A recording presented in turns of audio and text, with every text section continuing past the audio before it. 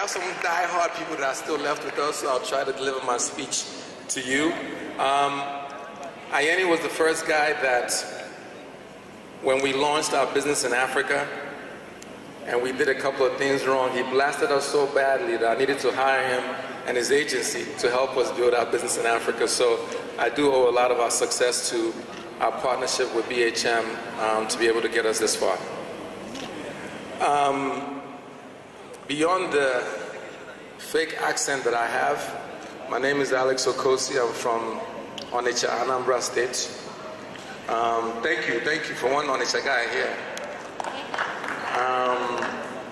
And I'm a proud Nigerian, and this session is for me to be able to talk about our MTV base, or I would say the Viacom story in terms of how we got here. So I started my career in the US. I went to the US at the age of 12, and I started my career at MTV back in 1998. So for some of you people, you were probably not born then. So I'm an old man per se, but I still think I'm younger than Iyanya. I started my career back then, and one of the things that was really important to me was to be able to find a way to showcase the great talent that we have on the continent to the world. And the reality was, back then, everyone just thought about Africa as the dark continent. If you looked at most of the international news channels, all you heard about was the poverty and the starvation and everything else that was going on in the continent. I was lucky enough that I worked really hard at Viacom, MTV at the time, and I was able to get an opportunity to pitch our global CEO at the time the idea of launching an MTV business in Africa. Now, I say an MTV business in Africa, I mean a localized MTV. Before then, we had MTV Europe that was piped into the continent. And fortunately, they gave me the opportunity to go and research this idea. Again, the opportunity came because they figured that there was a great opportunity for us to do something in Africa, but no one really believed that we had all the ingredients to be able to do so. So my session today is going to be, or at least my talk today is going to be to at least tell you about the MTV story as a way not to talk about what we did so much, but as a way to sort of illustrate to you what it requires for us to be successful in the entertainment space and to be able to build the next huge entertainment industry coming out of Nigeria and also out of Africa. So today, I'm going to take you through a few things. One of it is going to be why Africa? I know that we're here today talking about creating content for the world, but why should we be thinking about that? The other piece is we need to, beyond saying you want to create content for the world, you need to make sure that we understand what the gap is. So I'll tell you the story, our story in terms of how we found the gap. So, Frank? Yes, please. Frankly speaking, you can go on. Thank you, TA. So guys, we all listened to Alex when he gave his presentation, and I'll come to you, Alex, because what intrigues me is, ever since everybody's a potential producer, given the vast opportunities that the internet and of course telephony offers, I would like to start from the viewpoint of music. You understand? Our music is our best export. Nigerian music right now, I mean, we don't export raw materials, we don't export products, but our music can speak for us anywhere. Our music and football. But I would want to start from ID Cabasa and tell him and ask him, what goes into the mind of producers when they are working on a project and saying, how do they know if this is right for the world? Taking that content of ours, making it acceptable worldwide. Okay, thank you, Frank. Sincerely, to know what is on a producer's mind is like trying to make me God, but I can actually speak for myself. When you say what should make something world class, listening to Alex today is more like a reaffirmation of a whole lot of thoughts that have actually been going on in my own head. First and foremost, I think what's actually gives us that authentic self is the story we are telling with our content, which unfortunately is one of the few things we are losing. A lizard in Nigeria will not become an alligator in America. That's if we understand. You will understand that what really sells. We got into the industry at a point where we had this issue of keeping it real. Now, the definition of keeping it real to people was a problem of you saying you have to do it the way they do it in America. That is what is real. But I feel being real is being yourself, being your authentic self, being able to tell your story across board. And if you look at it from the music perspective, when you want to create music that is real for a Nigerian, it's simple. First thing that you will, if you ask me who I am, obviously I will tell you my name, which is a function of where I'm coming from, which is my culture. And one of the major things about your culture is language. I can categorically say here that hip-hop in Nigeria would not, in fact, if I could steal this your slide, I will. You know when you say we must evolve with audience? Unfortunately, people want to create authentic stuff, but they want to evolve with themselves, not with the audience. The audience don't understand your I'm gonna.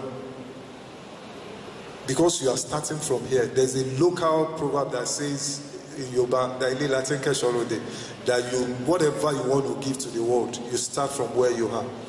Now, when you say class, we try world class. Sometimes we get to misconstrue it for the language. But it's more about the quality that you are putting into your content, about the story you are telling, about how you are doing it.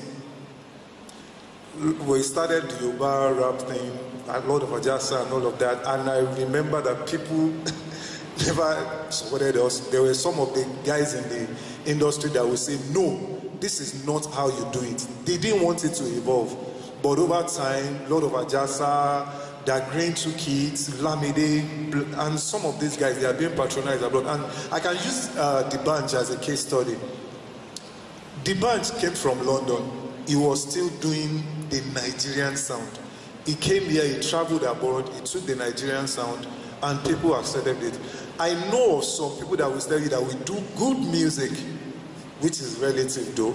They tell you they do good music, they take it out, they do R&B. Can you do R&B more than R. Kelly? You'll get stranded. So I think just being your authentic self is what makes it.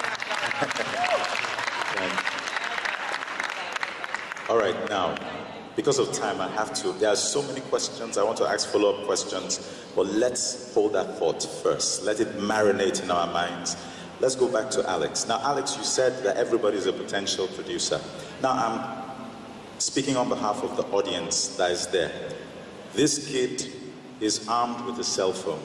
He has a cell phone, but he has a lot of talents to show, whether it be it through skits, through videos that he recorded and probably edited on an app with his cell phone. The content is there, but the problem everybody has is marketing. I know you're coming from a larger scale. Now, let's go down to that perspective of that common man trying to look for a foray into fame and success. How do you market your content at a small level? When you say marketing, it sounds like it's such a sophisticated ideal that you have to call these people together and brainstorm to come up with the marketing. You know, I think Basketball said it earlier, and it was said in the earlier panel. You're armed with a phone. You have data. You can load up your content on whether it's YouTube, whether it's you have on social media. There's no other marketing budget that is as powerful as that. Right? So for me, put the best of you into that content and then let it fly. If it's good, you will get the responses. If you get the responses, they will come and find you.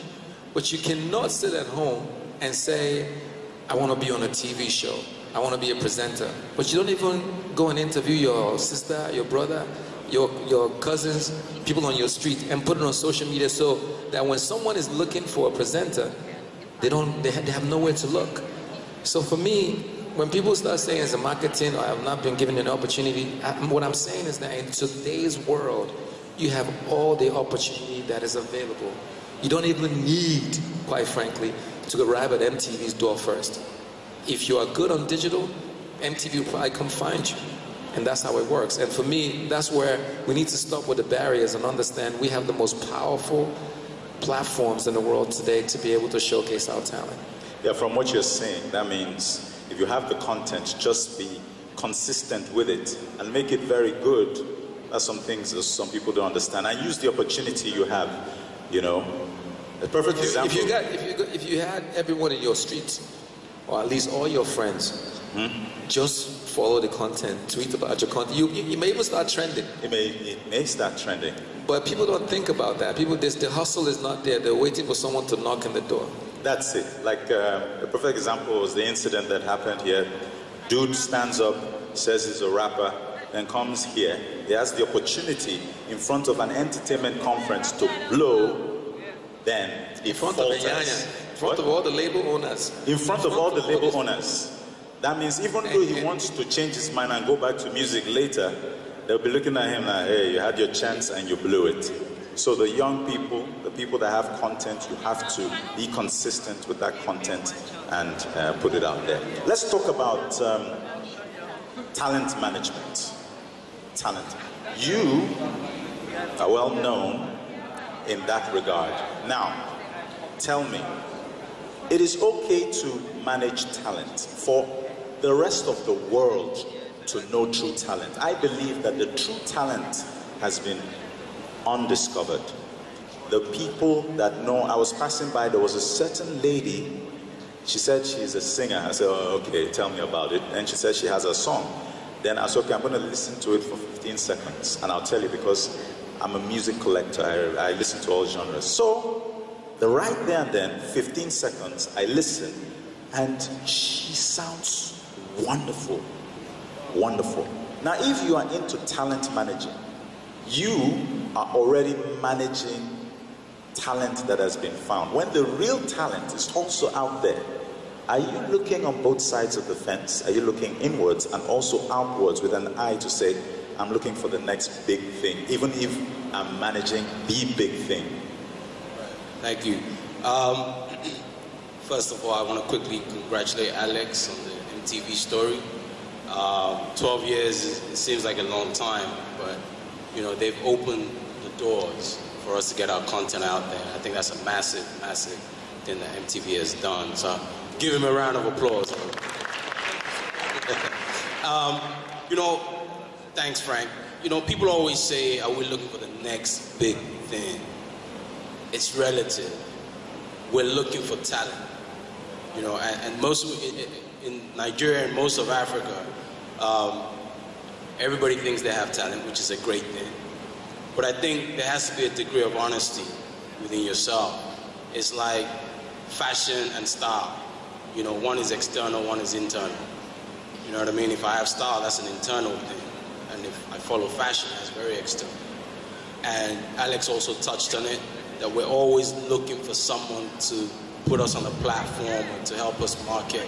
If you really, really believe you have talent, I think you just got to get out there and put that talent. I mean, the proliferation of broadband, mobile, you can put your talent on so many platforms that companies like the Temple Management Company will find you eventually.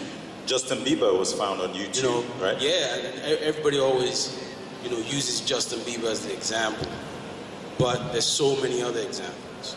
You know, you don't have to be managed by someone like the Temple Management Company for you to be successful.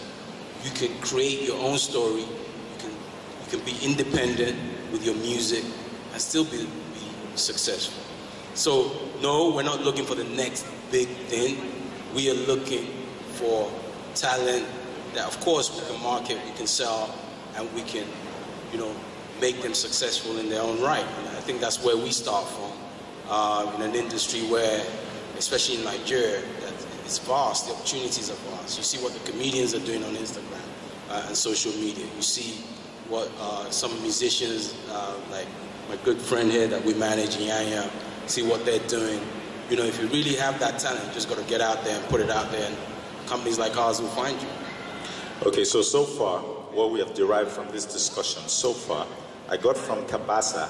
He said, nobody can market your content for you. You have to be original, and the content has to be from Africa in order to rivet eyes on that particular content. Our local content, we call it local, not because of the standard, but because of the location. Now, also, I got from Alex that in terms of marketing, you have to be consistent with all those, your talent, distributing your talent on social media. Be consistent. And when it's so good and it's trending all over the place, the marketing will find you. Well, from Fela, he said that, they're not necessarily trying to discover the next big thing. So all you have to do to be discoverable is to expose yourself. Then we can get the talent that we used to miss many years ago. And that is the talent that will eventually represent us on a world scale. Now, let's turn the clock lights to Iyanya. Let's talk about Iyanya. Iyanya, actually, all these aspects, he has done all these aspects. He is a great recording artist in his own right. Iyanya has trended in terms of many, many aspects of entertainment. When he first came out with his Ukere, he had been singing before then, but he had consistency. And before you know it, he became a household name. And also, he did not renege his footsteps, being consistent. Now, Iyanya, I want you from the artist perspective, from the performer. Oh, it's Iyanya. I want you, your music is national. Most people know Iyanya. Now, if you were to take that music and provide entertainment for the world, are you ready to do it? And if you are ready, how do you want to present yourself and advise the music industry to take the next steps towards taking over the world? First of all, I want to say shout out to everybody for coming out. You guys are awesome. Yes. Bro, we are doing that already. You get what I'm trying to say? Okay. The world is coming to Nigeria, coming to Africa now because African entertainers are putting in so much work. You know what I'm trying to say? So every time I travel for a show, I have a concert or a tour, when I go there, I'm Iyanya from Calabar. Do you understand what I'm saying? I don't go to America and compete. I don't go there to compete with the Americans. You understand? So I go there, I represent Calabar. I'll give you an example. Kukere, right? It's still one of my biggest songs. It was inspired by my people. It was inspired by my culture. So I was in Lagos, in this same Lagos. The R&B will be small R&B. Okay, before Kukere. Yeah, we used to see you in hot sweaters in South Africa, right? So you produced. What did he produce for you? Said you produced R&B. ID Cabasa produced R&B for. Yes. But immediately I did Kukere. Everybody just fell in love with it. And I tell you this, and I want to also encourage people out there: never think that nobody's watching. You know what I'm saying? I feel like that's the reason why most people give up. I wake up in the morning, and sometimes when I'm bored, I just go to Instagram and I watch some of these new comedians, and they don't even know I'm watching them. So you need to keep working. So to answer your question, we have to stay original, and that's what I do. Every time I'm in the studio recording, I think of the people. Shout out to Jazzy, shout out to the Mavens, the new EP just came out, Signature EP. Every time that we're walking, Jazzy goes, don't forget the people. Don't forget the people. You have to give the people what they want. Don't forget the people. Beautiful. Yes, yes, yes. So that is this. Everybody sitting out here inspired this brand sitting out here. You get what I'm trying to say? Because when they love it, we make money. When they love it, they buy tickets. So yeah, that's it. Oh, beautiful.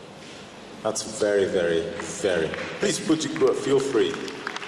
Thank you. Okay, we're going to be rounding up now, but let's talk. One thing that impressed me from that video, I remember that making the video project, I remember it. But when it happened, it caused the development of our videos. It made our videos more qualitative. But now, what is the continuity? You're talking about being consistent. You just can't do something like that and leave us hanging. I think it is the opportunity that we need to know more. It's just, you bring a bunch of talented music video directors to come and school us, but there has to be an advanced course. There has to be an intermediary course that will take us to the next level. Because we in Nigeria, one of our sins, our recurrent sins are, once I know how to handle it, there's no need to learn anymore. Like I told someone earlier, Steven Spielberg, cinematographer, is still reading books on cinematography. So what is your company doing? Do you have anything like that in the works to follow up to that great project? Yeah. Look, I think that we do it on a consistent basis, whether it's we run around our MTV Africa Music Awards every year, a workshop for at least 500 students, and we bring in a diversity of people from, we've had people from the guy who manages Snoop Dogg to, people that manage great talent, to also people that do merchandising, from management, so every single aspect of the music or creative space that are part of that workshop. So we do that on a consistent basis annually. Okay. Through our other channels, of course. Right. What's great now is that beyond music, we know with BET, we're doing reality shows, we're doing dramas, etc., etc. But I think that conferences like this, NEC Live, is a great platform to learn. So I think the breakout sessions were great because I think people get to learn. So for us, we served as a catalyst. I think that we now have maybe 20 music video channels in Nigeria. When you play a Nigerian music video, you couldn't tell if it's from the US or from Nigeria because the quality is so great, and that's what makes it travel so much.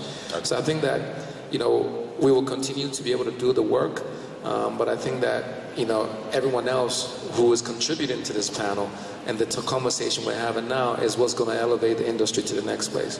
Thank you. Last words. How do we make sure how do we provide entertainment to Africa? Just in a few words. To the world. To the world. Yes. I think everybody has said it on the panel. Yeah. We got to be true to ourselves. Our content has always been interesting for an international audience. Sonny Ade had it back in the 80s when he signed with Island Records, or Bay signed with Virgin Records. So it's not a new phenomenon that they're coming and looking for our content. And the reason they came was because international audiences, the West, have always been interested in our culture. And that's pretty much the crux, and we've just got to stay true to ourselves. Stop trying to, you want to compete with Tupac, Biggie. From a hip-hop perspective, you're Nigerian. You can't go to America and compete. Everybody has said it. It's like me trying to go to Germany and trying to compete with a German speaking German. I can't, it's not possible. So I think, as Alex, Iyanya, Cabasa have said, and Frank, is for African culture, African content to continue to grow the way it's growing, we've just got to put our content, put our beliefs, put our culture front and center. And they're going to come and find us. We're only going to grow. Next 5 years, there'll be people winning Grammys, people winning Oscars, and they'll be from this continent. And you can quote me on that. All right. Heidi, talk to us. Last words. Okay. So a whole lot of young guys that are out there that want to come out and put content out. I would say you need to check why you are doing what you are doing. Traction, that's what we look for when we put out content. Okay. It's either you're looking for popularity or acceptance. I can assure you, you can get popular without putting out musical content. All you need to do is just to remove your clothes and go naked. You'll be popular. No, I'm not. Not like that. Then see these girls. Remove clothes. The first thought that came, Iyanya, half naked. Obviously, somebody has. So also, the second part is to be accepted, which is what tells your true story. There are artists that are popular, not accepted. There are some that are accepted, not popular. Then the big ones are the ones that are accepted and they are popular. Acceptance comes from, which is traction. Acceptance comes from the authenticity of the story you are telling. It comes from if you want blow, you can blow. Go to Bono and just shout, praise God, you will blow. But if you want to stay, be accepted. The content you are putting out, please, if I can beg, make sure it is authentic. I don't want to know good content, they are relative. To an American, Fuji is trash, but to us, Fuji is king. Then package the Fuji in a way that an American will understand. And I'm sure by the time they see that, it becomes, that music is very hard, the same way jazz is to us. So. All right, Frank, thank you very much. What do you have? Is it because of the half-naked thing? Why don't you want to hear from him? Okay. All right, yeah. Make it talk, shit. Yeah. So everybody out there, just keep working, keep believing, be original, it's time for us to go back to shooting videos with our local attires, the world, they want to hear the congas, they want to hear our bass guitars, the rhythm, they want to hear the lead guitar. So let's go back to being original, and trust me. We're number one right now. Trust me, we're number one right now. Nigeria is number one. All right, thank you very much, ladies and gentlemen. Thanks for being a part of this very interesting session. I'm sure some of the ladies are probably waiting to see if Iyanya might want to give them one off. Iyanya, I want to take off the... Please. Children are watching. Backstage. Children are watching. Backstage. This program is general viewing. Please don't take us to plus 18. Thank you very much. I'm going to ride on precisely where ID Cabasa left. He mentioned Fuji music, and it's so very coincidental that the next session we have is about a man who took Fuji music from downtown Lagos Island and completely refined Fuji music as we knew it, and has taken it all over the world. He's probably one of the most traveled band leaders across Africa. I've seen him perform at international concerts with his band, and it's amazing because what amazes me during his performances is the reaction of the so-called white people, is the reaction of foreigners, basically, because they don't know what he said. I'm looking at, do these people understand what Alaji is saying? But they are so intrigued and fascinated by the sound. They see the guitars there, they see the congas, they see it was the person who introduced saxophone into Fuji music. And so the combination of that sound, like a 22-piece band orchestra playing in sync and delivering quality music. And that is what I'm going to have all of you, just experience here. He's going to share his experience. Thank you guys for being a part of it. Please, a round of applause for the panelists.